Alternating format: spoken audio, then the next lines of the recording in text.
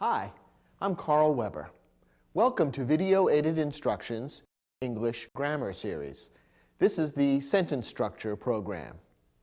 Let's begin by discussing what is a sentence. A sentence is a group of words that expresses a complete thought. You can contrast a sentence with a sentence fragment. A sentence fragment is a kind of mistake that people sometimes make in writing English. A sentence fragment is a group of words that doesn't express a complete thought. Now, sentence fragments are often used when people are casually speaking to one another, but a sentence fragment is considered a mistake in writing. Here's the reason. A sentence fragment, a group of words that doesn't express a complete thought by itself, may be clear in a conversation because people are talking back and forth, and this context gives meaning to the sentence fragment. In writing, however, there is no conversation to give a context and therefore to explain the meaning of the sentence fragment. So a sentence fragment which might be clear in conversation is not clear in writing. That's why when you're writing English, you want to write in complete sentences, not in sentence fragments. Consider, for example, this group of words. Out to lunch. Is this a sentence or a sentence fragment? Well, it's a sentence fragment because it doesn't express a complete thought. Out to lunch doesn't tell us who is out to lunch or explain what the meaning of those words out to lunch really is. The words out to lunch could become part of a complete sentence, of course. You could say, Susan and I are going out to lunch, or Frank was out to lunch when I visited his office. Now we have a complete thought and therefore a complete sentence. But by themselves, the words out to lunch are a fragment rather than a complete sentence. Or consider these words. Maybe later. Is this a sentence or a sentence fragment? Again, it's a sentence fragment. The words maybe later by themselves don't express a complete thought. Now you could imagine having a conversation in which someone would say, maybe later, in answer to a question. In a conversation, a sentence fragment like this can be meaningful and can be understood. For example, you might say to someone, oh, do you feel like having a bite of lunch right now? And your friend might answer, maybe later. In the context of the conversation, you can understand what the sentence fragment means. But if the words maybe later appeared by themselves in a piece of writing, you probably wouldn't understand what the words were referring to. That's what makes it a sentence fragment and therefore incorrect in writing. So writing in English must consist of complete sentences. In writing, a sentence always begins with a capital letter. That's one of the larger letters that stands out on the page and indicates in English the beginning of a sentence. A sentence always ends with a punctuation mark. And there are a few different choices for punctuation marks that you can use to end a sentence. The most common punctuation mark to use to end a sentence is a period. The alternative choices are a question mark or an exclamation point. In a moment, we'll explain exactly how you would decide whether to use a period, a question mark, or an exclamation point to mark the end of a sentence. But in any case, the punctuation mark is necessary at the end of the sentence because it makes it easy for the reader to see when one sentence ends and the next one begins. Now, in English, there are four main kinds of sentences: declarative sentences, interrogative sentences, exclamatory sentences, and imperative sentences. Let's define each one and look at an example. A declarative sentence states a fact. Take a look at this example.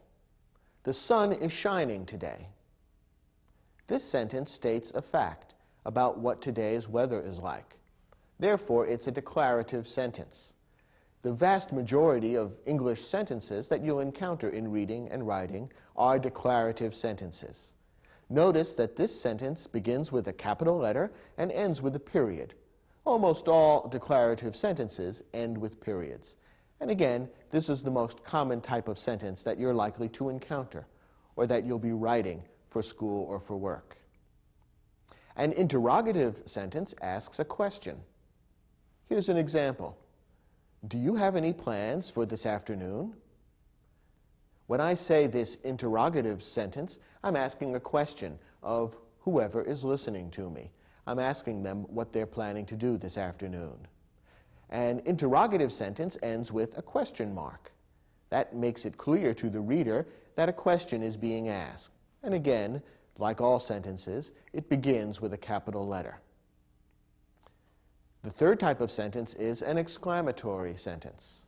An exclamatory sentence expresses a strong emotion. Look at this example. What a beautiful day for a picnic. Maybe you could tell from the way I read that sentence aloud that I'm expressing a strong emotion or a strong feeling about what beautiful weather we have today. This makes it an exclamatory sentence, and it ends with an exclamation point. This is a special mark of punctuation that's used to indicate to the reader that strong emotions or feelings are being expressed in the sentence. The fourth type of sentence is an imperative sentence. An imperative sentence makes a request or gives an order. The person who hears an imperative sentence is being required to do something. Look at this example. Come with me. This is an imperative sentence because I'm inviting the person who hears the sentence to do something, namely, to come with me. An imperative sentence may end with a period or with an exclamation point. It all depends on how forceful the request or command or order is intended to be. A command or order which is given with a great deal of emotion and feeling and forcefulness might be ended with an exclamation point. Otherwise, a period will do. In this example, we've used an exclamation point to indicate that strong feelings are behind the invitation, come with me. These then are the four types of sentences: a declarative sentence, an interrogative sentence, an exclamatory sentence, and an imperative sentence. In most writing, declarative sentences are by far the most common. Interrogative sentences come second most frequent, and exclamatory and imperative sentences are very, very rare in writing. They're often used in speaking and conversation, but rarely in writing. So for the purposes of English grammar, as it affects your work and school use of English, the declarative and interrogative sentences are the most important. In your study guide, we've provided you with some exercises which will help to reinforce and allow you to practice the information and skills that we're covering in this program. Turn to your study guide now and go to the first exercise there, which deals with this topic of what is a sentence and the four types of sentences.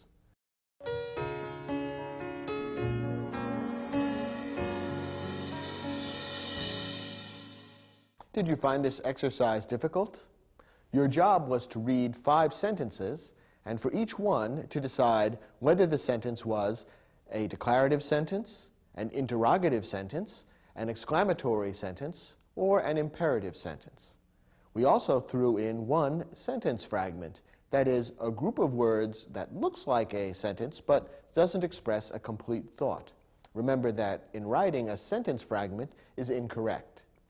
Let's look at the first sentence. When will tomorrow morning's band rehearsal begin? Perhaps you can tell by reading this sentence that it is asking a question. Therefore, this is an interrogative sentence, and it needs to end with a question mark.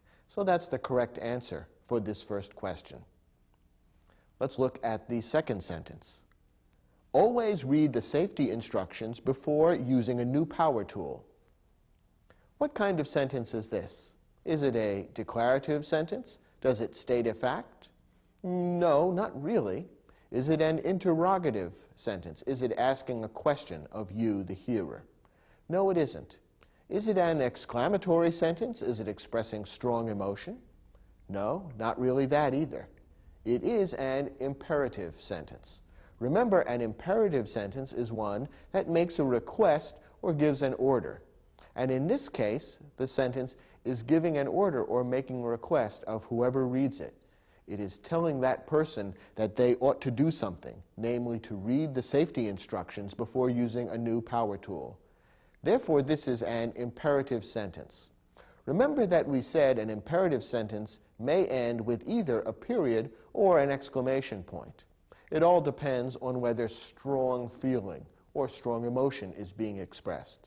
In this case, no particularly strong emotion is being expressed, and therefore the correct way to end this sentence would be with a period. Let's look at our next example. Having spent over 2 hours working on her dance routine. Could you tell that this is the sentence fragment? This is a sentence fragment because it doesn't express a complete thought. There are a lot of words here, and we can see that someone spent over 2 hours working on her dance routine, but we can't really tell what's going on because it doesn't say who spent 2 hours on her dance routine. Therefore, the person who is doing the action is missing from this sentence, and what results is not a complete thought. We don't really understand what the person who wrote this sentence is trying to convey.